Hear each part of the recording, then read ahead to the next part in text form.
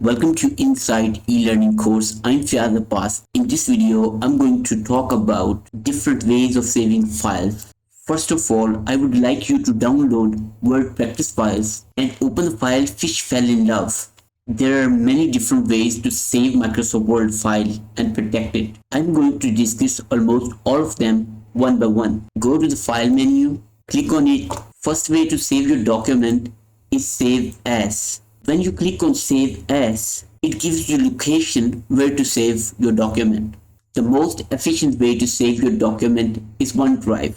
When you save in it, your document would be saved in your Microsoft account, and then you'll be able to retrieve it from your OneDrive account anywhere you want. Now get back to the other way. This is a save. Click on Save button if you want to save the recent changes of your document.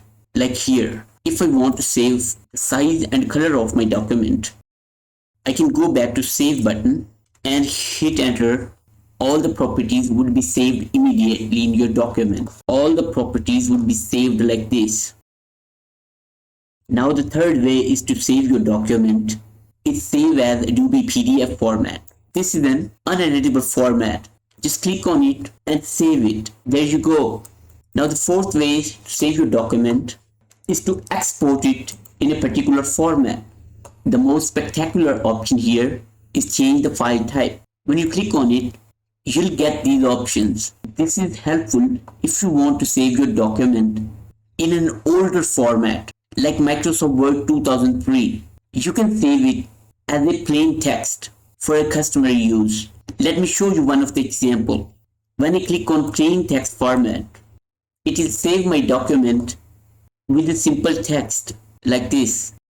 This is helpful if you want to save your text without formats, colors, and pictures.